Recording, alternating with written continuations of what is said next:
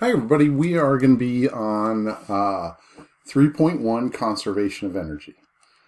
Again, if you haven't started reading the book, Coletta, Chapter 7, please begin doing the homework in Sapling. In 111, it would be homework 9. In 121, it will be homework 6.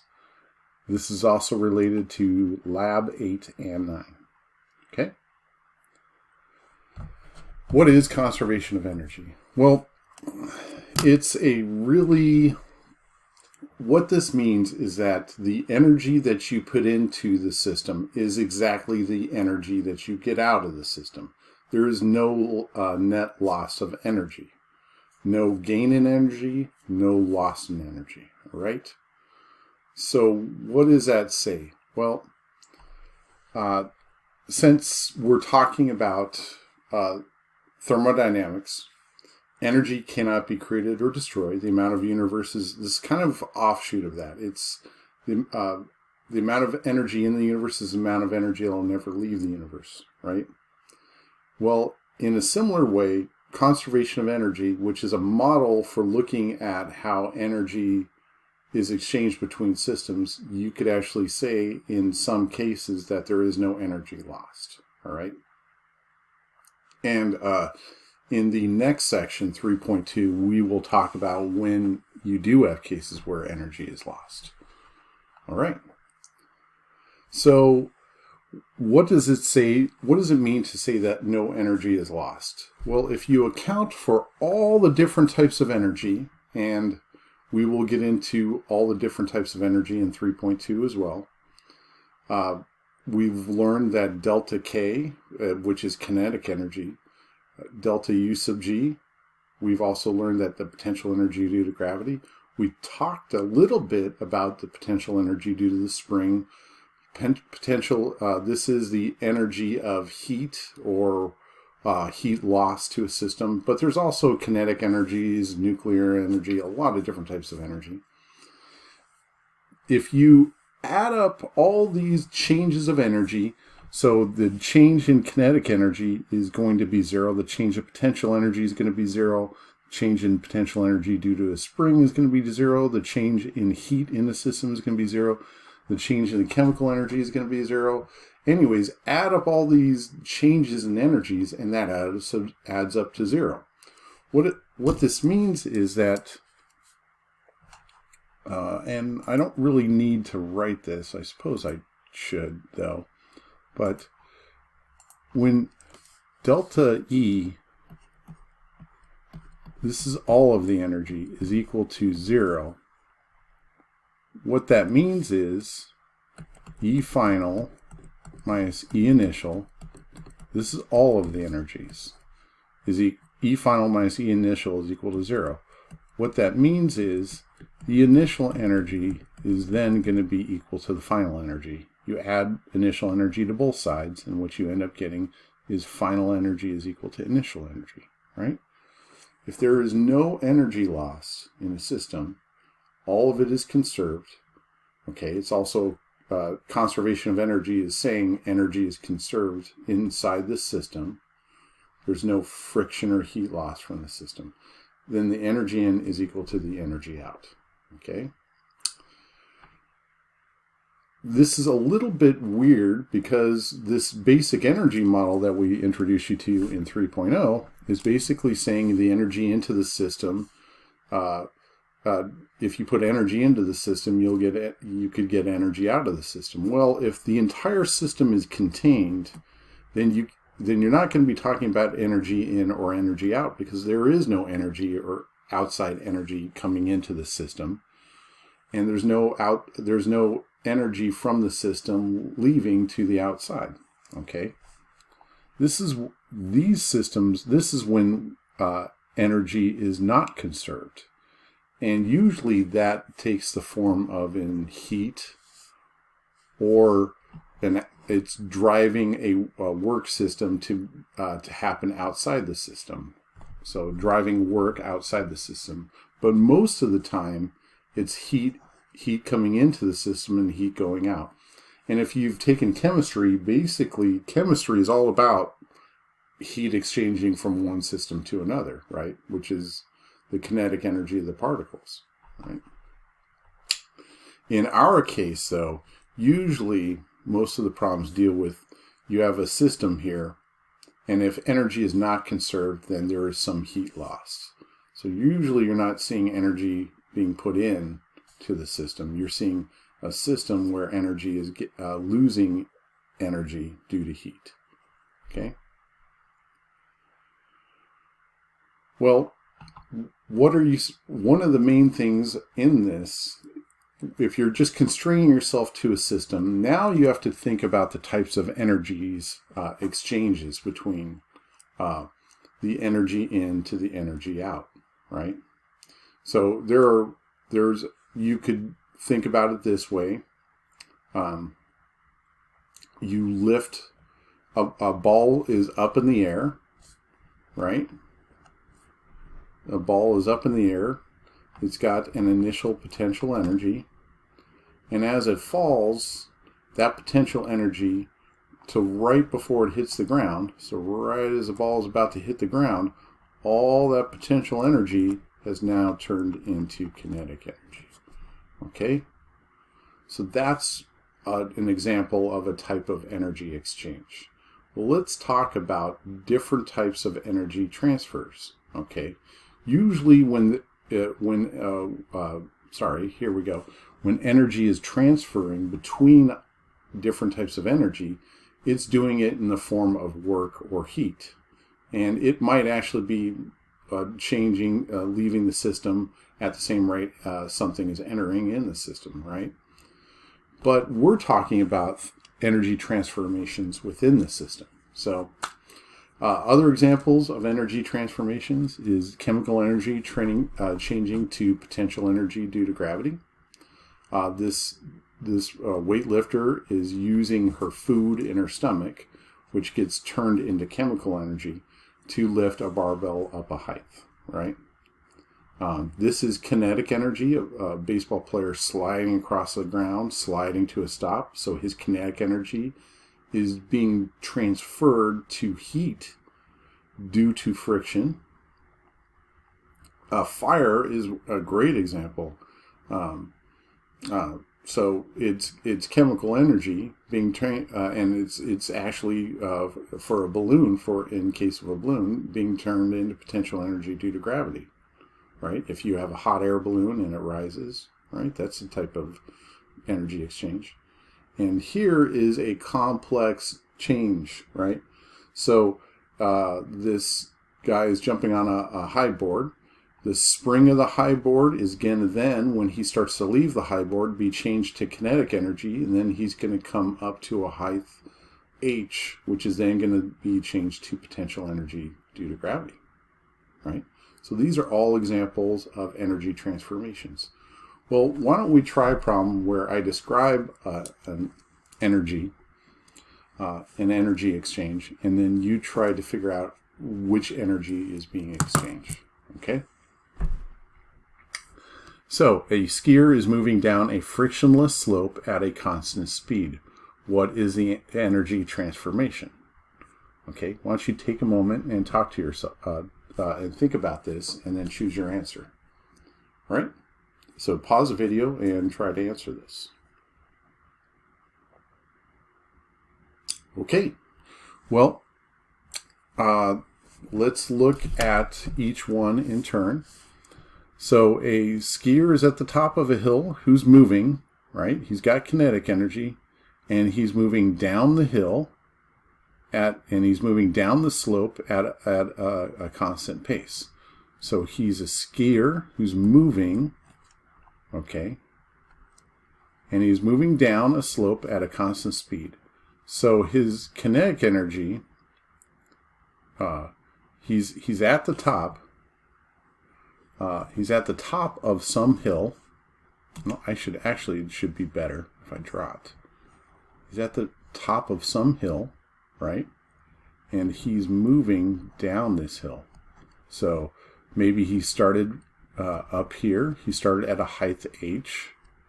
And what type of energy is associated with a height above the ground? that would be potential energy due to gravity.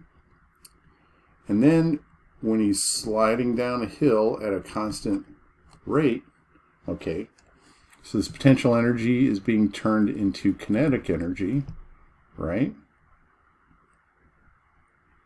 And that kinetic energy, in turn, is being turned into thermal energy. So you have this exchange of potential energy being turned into kinetic energy, which is then being turned into thermal energy, right? So ultimately, I guess what you could say is that potential energy due to gravity is being eventually turned to heat due to an exchange between kinetic energy. It's energy. The motion is the person is skiing down snow has actually got some friction associated with it. So that kinetic energy is being converted to heat due to friction. Okay, so I guess the best thing to say is this: it is probably going to ultimately be the beginning energy compared to the ending energy. We don't care about what happens in the middle. Is probably B. All right. Oh, looks like we're right. Let's see you try this next one. A child is on a playground swing, motionless at the point of his arc, as he swings back at the highest point of his arc. So I'm going to draw it right here. This child is at the top of his arc. Okay, he's on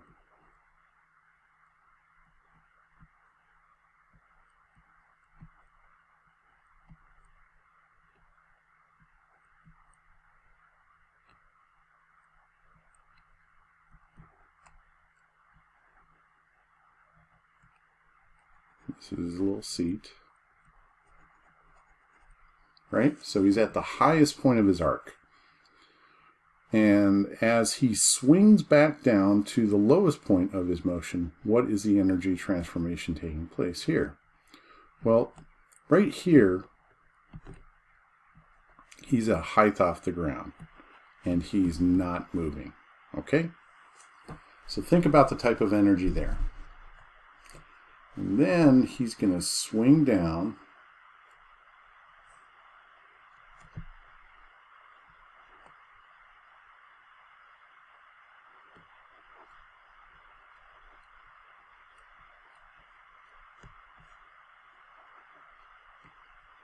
He's swinging down here to where now his height is pretty much zero. And he does have a velocity here that is not zero. So what type of energy do you think this is? Okay, so pick from the choices and pause the video and try to choose. Okay? All right.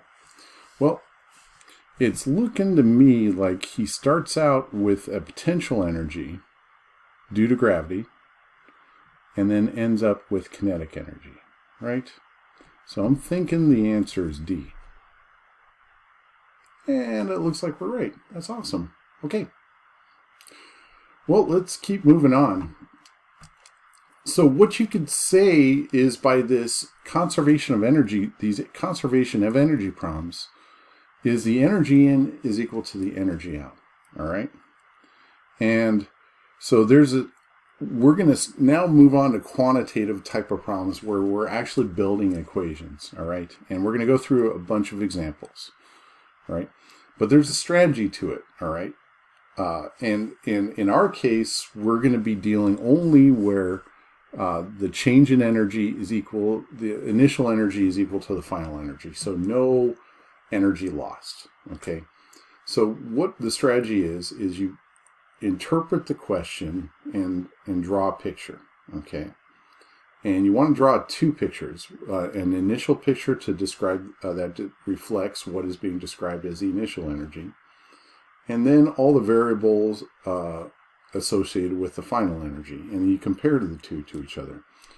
Well, there are some tools that we could use to do this. Okay. So let me introduce you to energy pie charts and energy bar charts. All right. These are two methods that basically are saying the same thing that you're going to be doing in the lecture tutorials associated with this section in 3.1. So here's how to do it. So these problems will have a description describing the initial case and then a description describing the final case. And you're supposed to outline the type of energies associated with the initial case and the type of energies associated with the final case. Well, right now, our only energies that we're going to be working with, and I'll write them down right here, is U sub G, potential energy due to gravity, which is the force of the weight of the object times the height off the ground, right? And also kinetic energy, which is equal to 1/2 mv squared. I just want you to practice potential energy, how potential energy is exchanging back and forth to kinetic energy and also then back to potential energy. And practice how to do energy bar charts and pie charts.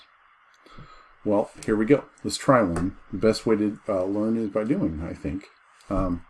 So here's a diagram. Here's a picture. And what we have is we have a ball of mass m, a height h above the ground. I'll draw a little h up here. Okay. And it's being held in place, and it looks like it's initially not moving. And it looks like the person lets it go, and now, in the final case, it's at a height equal to 0, and it is moving. It's got a velocity that is not equal to 0. That's like saying the velocity is greater than 0, or the speed is greater than 0. Okay? So we have an initial height. So in the initial energy, it looks like it's a height h above the ground, and it is not moving. And in the final case, it's at a height of 0 meters, and it is moving. So let's look at the pie chart. Okay, so in the initial case here, it is a height above the ground, but it is not moving. So what type of energy is an energy of location? Well, that's potential energy due to gravity, right? So at this case, right here at the top, its initial energy here is all potential energy due to gravity. Okay, so this initial pie chart is all potential energy due to gravity. It is not moving.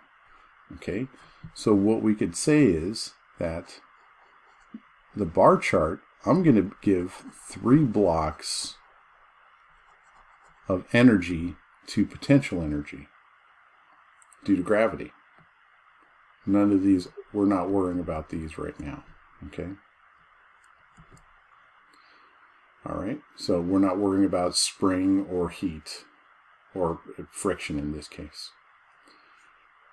In the final case, it's at a height 0, which means its potential energy is now gone. It's been fully converted to kinetic energy. So the pie chart, this whole pie chart, potential energy due to gravity initial, kinetic energy final, is all kinetic energy final.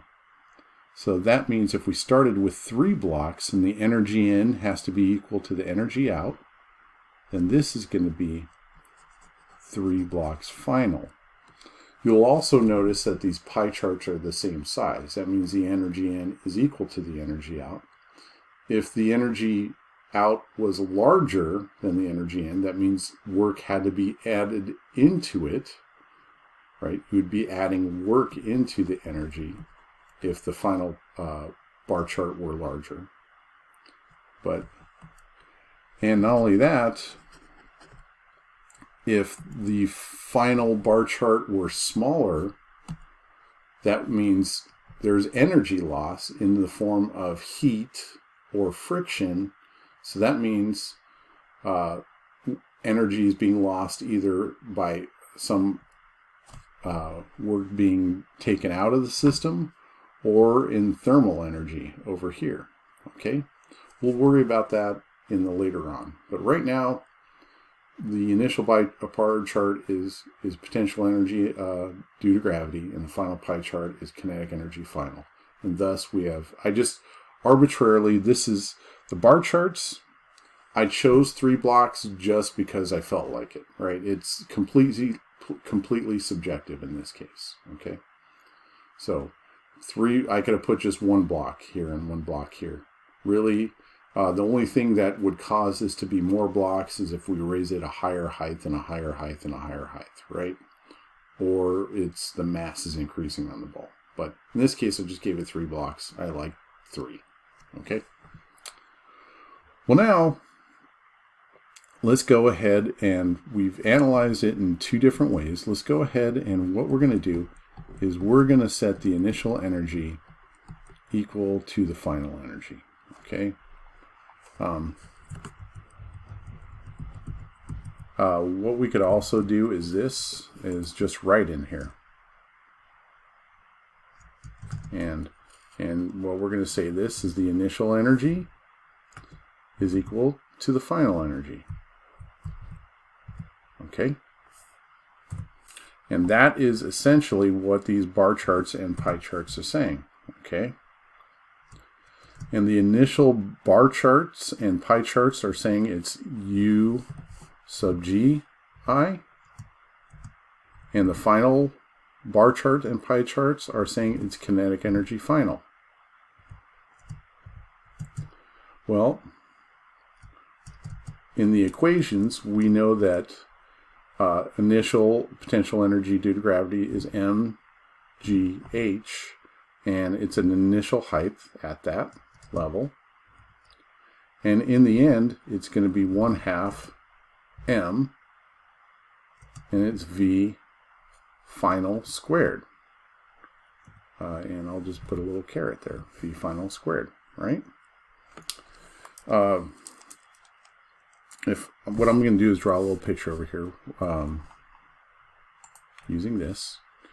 This is like saying initial energy is equal to the final energy. U sub Gi is equal to K final. That means mgh sub I is equal to 1/2 m, and the final velocity is being squared. Okay? So this could be applied to a number of different situations. So this is the next page. So here we have a problem where we have 1, 2, 3, 4, and 5. It's weird. It's just a random number 5 there. 5 different cases. Okay, and this is to illustrate the interesting thing about how this is a scalar, right? So if you notice, all of these balls are the same height up above the ground, right? And the question is asking which ball is going to be traveling faster, and also this one is the same height here too. So this is a height h above the bottom of the swing. So you have a ball on a frictionless ramp, and it's a straight frictionless ramp, a height h, and it's initially not moving. In all of these cases, the initial velocity is 0. So you're just holding it there a moment before you release it. And then they're all going to go down a frictionless ramp. These frictionless ramps are different shapes, as you can see. And this one is just being dropped to the ground. Number 5 here is being swung by a string down here to the bottom. And so what they're asking is which one of these balls are going to be going faster at the bottom of the ramp versus the other ones, okay? And so really what is this question asking is does shape of the ramp really matter? Okay, well, let's apply pie charts. Okay, here at the top of the ramp, it's not moving, but it is a height that is greater than 0. Okay? So this is all going to be potential energy due to gravity. When it gets down here at the halfway height, it's going to be half potential, half kinetic, right? And at the bottom, it's all kinetic, right? And I try to make these pie charts the same size. I didn't do a very good job. Sorry. Okay. So in this case, it starts out potential energy, half the height up, it's half potential, half kinetic, and then now it's all kinetic, right? So really, at the top here, it's potential energy, and at the bottom, it's kinetic. Well, how is that different from this case? You might have thought this one is more of a swoopy, I don't know. Anyways, you might think it would be traveling faster here. But since we're talking about potential energy, here it's potential energy. And at the bottom, all that potential energy has been converted to kinetic. And that this potential energy due to gravity is the same as this potential energy due to gravity. And so what you find out is since potential energy due to gravity is energy of height, or in other words, the saying is energy of location, that all of these things, if they all start out with the same potential energy, then they all have to end with the same kinetic energy. And so you find out in all of these cases that they will be traveling the same speed at the bottom of the ramp, right? If all of them start out at the same height, then they're all going to go head down to the bottom of the ramp. M's drop out. Multiply both sides by 2. 2gh equals v squared, right? So what we could say is that the square root of 2gh is equal to v, right? So all of their speeds at the bottom of the ramp is going to be 2gh, square root of 2gh. And they will all be doing the same thing. I know it's really weird. It doesn't matter what's happening in the middle or what, as long as there's no friction, all of these will be traveling at the same speed at the bottom of the ramp. So here is another concept that I want to put forth too. Because when you're talking about energy exchange, you have to also talk about how it is possible that you could have negative energy. And how is it possible you could have positive energy. And I don't want to... It is wrong to assume that a negative energy is energy leaving a system, right? You can have negative energy within a system. What that is saying is that it mathematically just becomes a negative energy, right? So here is a case to illustrate that, right? So suppose you said that you have a ball, a height at sea level, right? Or a height of 0. And you're going to now let that thing drop a negative height. The ball is going to drop down below the ground. So this is almost like the lowest point. This is sea level, and then someplace in Death Valley, you drop a ball, and it's out. So there's parts in Death Valley that are lower than sea level, right? In Arizona. So here we go. Since up is down, since up is positive, right? We're considering a number line here. This is going to be these are all the positive y's moving up. The negative y's are down, so it's increasingly negative, right? Where right in the middle it's 0. So here we have a case where a ball starts out at a height of 0 and is not moving. So really, it's kind of weird, but there is no energy initially. Okay, so basically it has no initial energy, right? It's not a height above the ground. It's at h, and when I say above the ground, it's at a height of 0, right? And it's also has no, it has no initial velocity. So there is no initial energy, right? However, it's going to drop down here, right? So there is no energy here, right? But now it's dropped down to a negative height, right? So it's got a potential energy that is and I don't know what the mix is. Again, this is subjective. That it's got a negative potential energy, right? And I want to be careful not putting F there. And it's also got a kinetic energy. So here is now at a negative height. So it's got negative potential energy. And it's got kinetic energy. Which you could also say is this. It's got potential energy.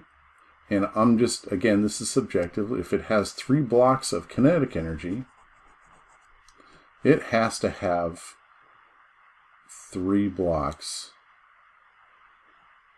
of potential energy. Negative 3 blocks, right? Because this has to add to B to 0, right? If 0 is here, then you have positive 3 blocks. You have to equal negative 3. 0 is equal to, what this is saying is 0 is equal to plus 3 minus 3, right? And this is what the pie chart is saying too, okay? So this is a weird, weird case. I love it. I love things that are strange. And this is just illustrating that the initial energy is equal to the final energy. We always start with that, right? And then the initial energy is 0, but the final energy is negative U sub G plus K. And so what you could say this, so now we're going to add an even more level of detail. Now we're going to put in our equations, equals, negative U sub G means this, mg times a negative h, right? That's what that's kind of saying. Plus the kinetic energy, which is 1/2 mv squared, right? And so we could actually solve for something here, right? If you want the final velocity of this object, you want the final velocity at this object at this negative height, you would bring mgh to the other side. So I'll do that. Negative mg negative h, which is and it's going to end up being a positive h, equals 1/2 mv squared. M's cancel out. This is going to be g times h. You're going to multiply both sides by 2, and that's going to be equal to v squared, right? And you just square root both sides. So this is how you can actually have no energy in the beginning and have a negative energy and a positive energy. So energy being negative doesn't mean it's left the system. It just means that you have, since this is energy of height, you could have an energy that is below the height, right?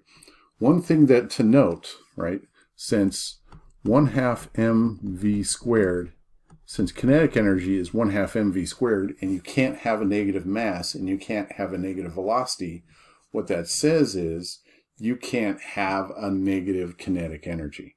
But you can, in this case, as we could see, have a negative times a negative h, which will end up becoming a negative potential energy, right? You can have a negative potential energy because you could have a height below a height of 0, right? You can have a negative height. So let's do another problem to illustrate another type of concept here, okay? So here we are, we have 2 different balls. One is twice the mass of another.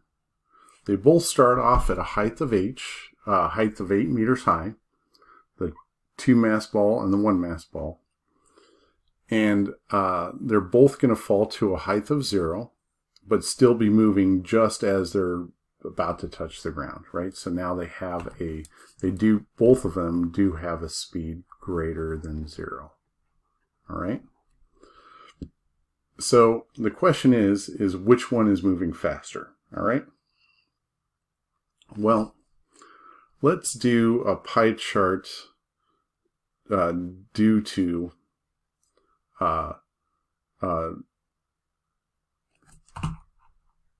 actually, what I'm going to do is, in order to do this, I'm actually going to delete this stuff. We're going to just do pie charts in this problem.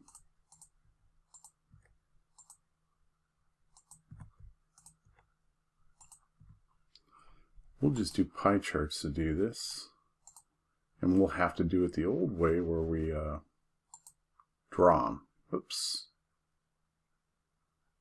We'll draw them. Okay. So here we go. Let's do this. Now we have to think about when we're drawing our pie charts. All right. So I'm going to draw over here the just pie charts for the one mass object. Okay. So that's the small ball. Okay. And I'm going to make the initial pie chart this big. And I'm going to make the final pie chart the same size, right? So, but energy in is mgh, right? So both objects are at the same height and have the same, and gravity is the same on both of them, right? But one of them is twice the mass of the other one. This is the one mass object. So the two mass object, shouldn't its pie chart be much larger, right? It's got actually more energy, more initial energy. And its final energy, again, since energy is conserved, and we're only doing potential energy to gravity to kinetic energy, energy will be conserved, no friction or anything yet.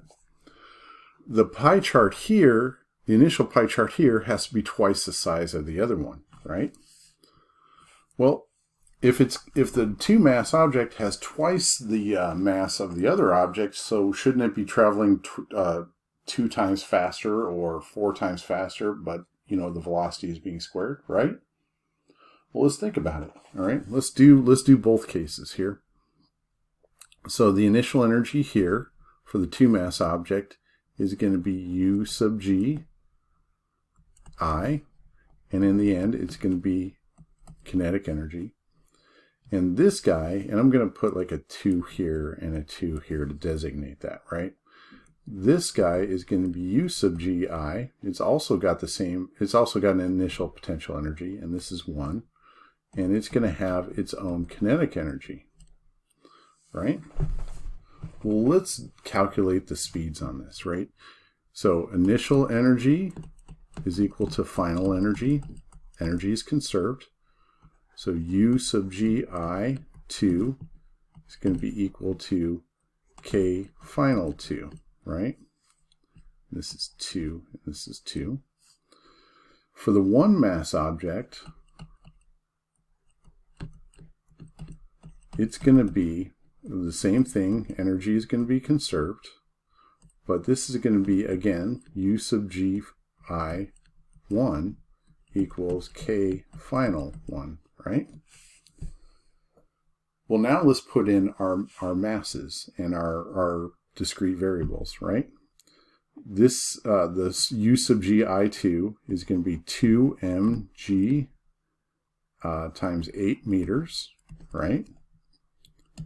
And the final kinetic energy is going to be 1/2 2 mv final squared, right? The one mass object is going to be just 1 mgh, and h should be 8 meters, right?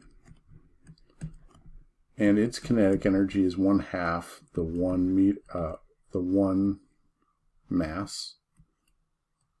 I got to be careful. This is mass over here. This is mass.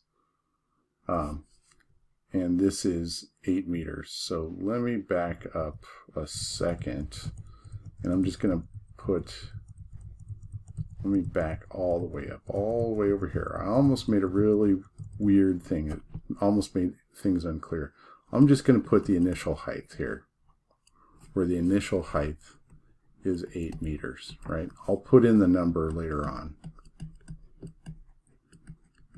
And I'll show you why I did that. Over here, it's going to be 1 mass times G times HI. And that's going to be 1/2.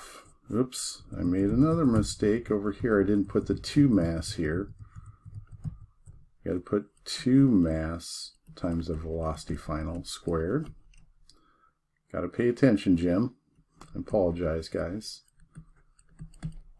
1 mgh, and this is going to be 1/2 1 mv final squared.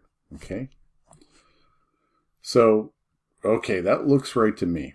So let's go ahead and start reducing this equation, right? You got 2 is going to cancel out with 2 over here, right? M is going to cancel out with M here.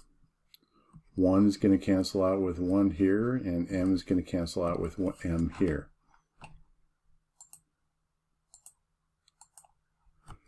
So what does that leave me? It leaves me with GHI equals 1/2 V final squared. This over here is also going to be GHI equals to 1/2 V final squared. They're the same thing. And if we just want to stick to equation form, we don't have to actually put in the numbers to see what's going to happen here. That the final velocity is going to be 2 times G times HI for the 2 mass object, and that the final velocity for the 1 mass object is going to be the exact same. So they're both going to hit the ground at the same time. Now, that seems weird to me because when I drop a rock in water, a big heavy rock, a really heavy, not a big rock, but so much a really heavy rock and a lighter rock, it seems that the heavier rock is falling down more. Well, the same thing happens with air too, right? Denser objects will sink, just like in water, will fall faster in air. It'll sink faster in water, fall faster in air. Well, air is kind of a fluid too, right? So density does matter when things fall to the ground, but only in an environment that has friction. If you go to the moon and you drop a feather and a hammer, just like that video of the Apollo missions,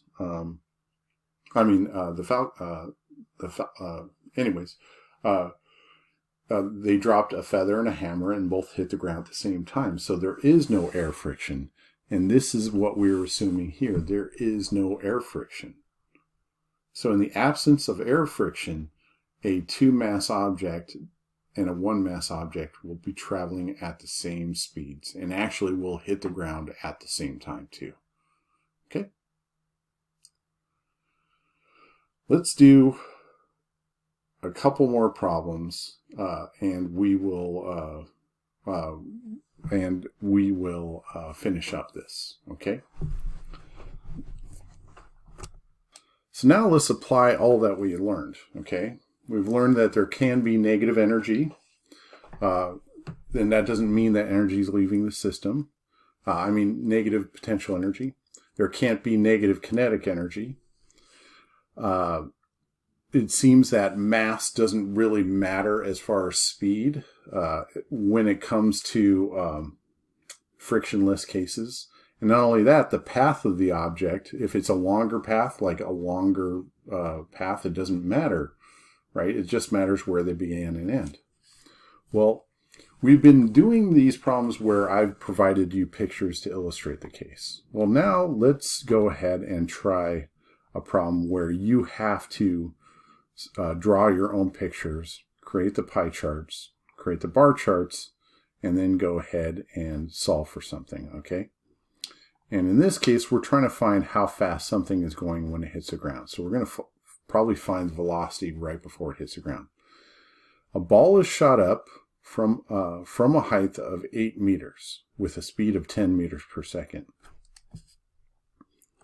It should be an I there. It falls down to the bottom of a cliff, and at the bottom of the cliff, it's a height of 0.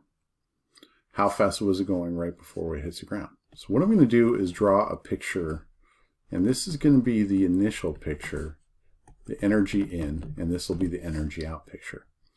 So I'm going to draw a cliff right here, and this is going to be a height greater than 0. Okay? And we're going to be shooting a ball with an initial velocity that is greater than 0. Okay? And it's going to be leaving at this height right here. Well, now this ball is going to go up into the air, probably come to the top here, and begin to fall down. And now it's going to be falling down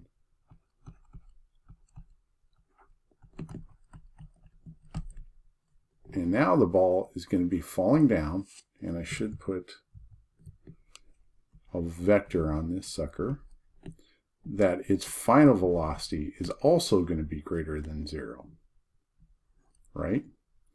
And it's at a height of 0 at this moment, okay? But let's think about it for a second. If it's shot up into there and it's got an initial velocity upwards, and it goes up here, and what we learned in projectile motion, when it's coming back down at this point right here, its initial velocity upward is going to be equal to its velocity downwards. And so at this point, it's going to become, if it keeps moving down, it's going to be going really, really fast. So I'm expecting the final velocity to be greater than the initial velocity, okay? So let's do the pie charts, let's do the bar charts, and let's see what happens, okay? So it's at a height of 0, so I'm going to give this 2 blocks of potential energy due to gravity initially. Again, that's arbitrary. And I don't know, I'm going to cut this thing in half. It's going to be at a u sub gi initially, right? And to coordinate with that, I'm also going to say it's got 2 blocks of kinetic energy initially, right? It has initial kinetic energy, it's got a velocity and a height, right? An initial height. And I just chose that subjectively. I like things being simple, so I just said in this particular case, it's got an equal amount of both of those. May not, probably not, but cool. Well, in the end, let's move on to the final energy. In the end, it's all kinetic energy, right? And so this is +2 and this is +2. Well, this side, if energy is conserved, if 2 + 2 is over here, then the final case, which is all kinetic energy, has to be equal to 2 + 2, and that is 4. So it's going to have a lot more kinetic energy in the end than it did in the beginning, which means it's probably going to be going much, much faster, okay? Well, let's make our equations, all right? So, again, like we always do, energy in equals energy out.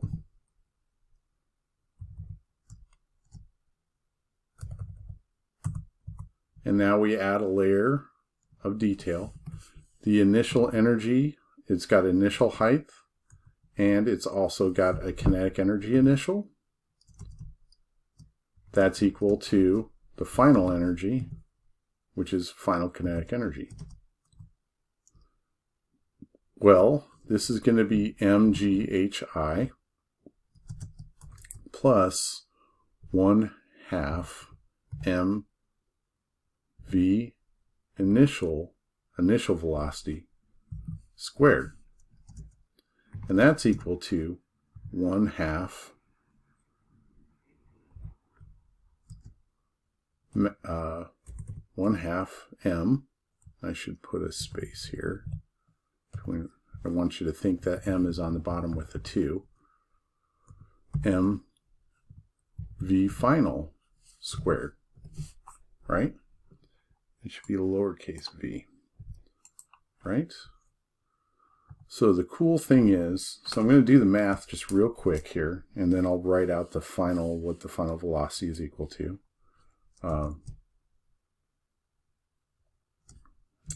So what does that mean? Well, let's go up here. Well, this is mghi equals, equals 1/2 mv initial squared equals 1/2 mv final squared. Well, those m's cancel out, right? So we have ghi plus vi over 2 squared. The vi is squared. And that's equal to 1/2 v final squared. Multiply both sides by 2. 2ghi plus vi squared. 2 divided by, multiply 2 over here, 2ghi. Multiply 2 against this side, vi squared. And now we have our final velocity squared and square root it, right? So now we have an equation describing this situation, right? And that's how you do everything from beginning to end, okay? And that's how you use all the tools that you've been given, all right? Let's do a few cases just to get you used to doing pie charts and bar charts, shall we? So here we go. Let's list the potential energy and kinetic energy at every point, okay? And the question basically says this. You've got a bead on a frictionless wire. It starts here at a height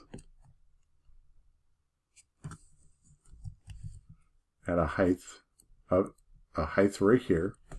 I'm going to call that H, okay?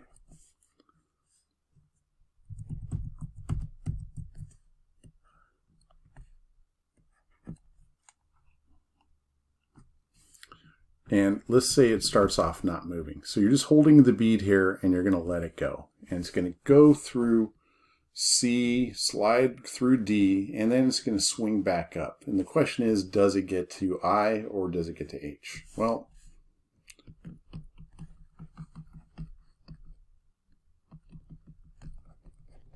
there we go.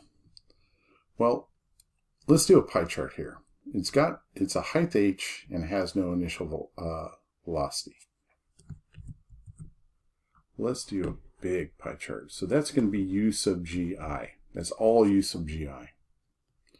When it gets to here, I want to also establish a 0. This is a 0 height. And let's say, well, in this case, the height, the 1/2 height is going to be right here. Nothing seems to be falling on that, right? So anyways, when it gets here to B, it's going to be moving, but it's not going to be moving as fast, right, as at the bottom. So part of this guy is going to be kinetic energy, but most of it is going to be potential energy, right? At this point, it's got to be half u sub g and half k, right? At the top here, it's going to be all u sub g. At the very bottom here, it's got to, whatever's at the bottom has to be all k, because that's the lowest place it's going to go.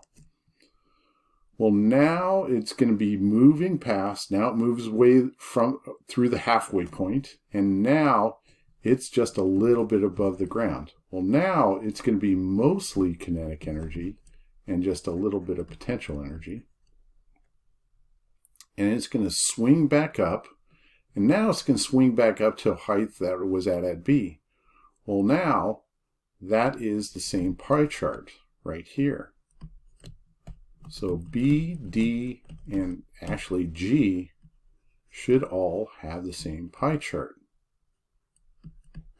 Okay, it's going to continue moving through, and now at E, it's at its lowest case. So it's all got to be kinetic energy. And now it's going to swing back up to F. And it's going to have the same pie chart at C because its height is the same. Then it gets to G, and then it gets to a full potential energy up here. It can't get to I unless you add work from the outside system.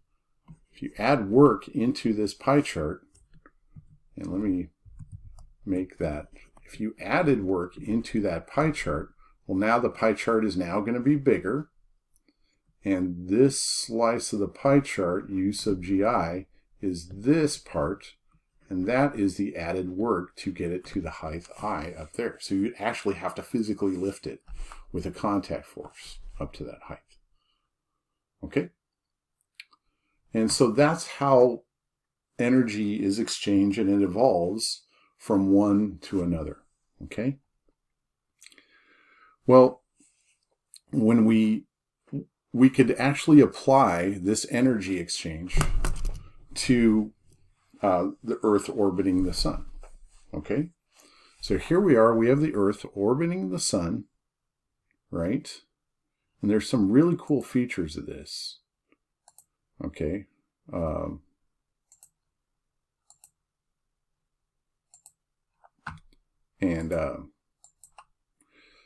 You might notice a few things that's weird.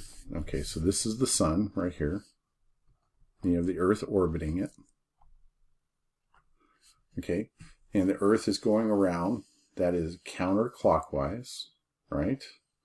So right now we're about at spring. So pretty soon we're going to get to summer, and we're going to go back through autumn or the fall, and then through winter. So notice a few features that we're actually physically closer to the Sun in our winter. That what I mean by the our winter is that we are in the northern hemisphere's winter, right? Remember, there's two different seasons going on at the same time all the time. Right now, we are in the spring semester spring semester. But what that means is that people living below the equator are experiencing autumn, right? They're experiencing autumn. And so what you find out is that here's the tilt of the Earth, here's the Sun, right? And you've got the equator. The equator I will draw in red.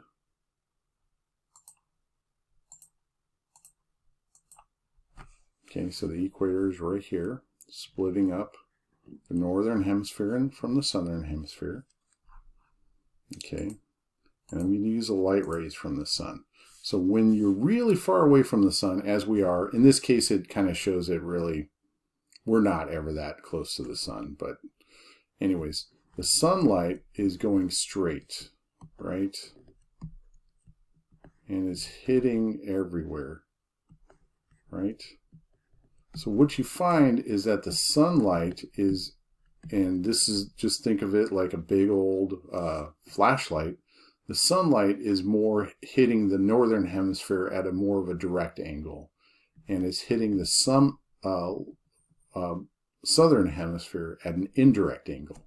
And that's the reason why we have seasons, right? These pie charts are listing for our seasons from the northern hemisphere's perspective. So I want you to keep that into play. So, for example, if this is the northern hemisphere's spring, what that means is at the same time, it is the southern hemisphere's autumn, right? And here, even though we're really far away from the Sun, in our summer, the northern hemisphere summer, the distance to the Sun doesn't matter. It's the tilt of the Earth that matters, right?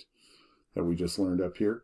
So that means the direct sunlight is hitting the northern hemisphere very directly, and they're experiencing winter at the same time, right? So they're experiencing fall or autumn here, and experiencing winter there at the same time, and they're experiencing spring here. Southern hemisphere is my horrible handwriting here. Okay.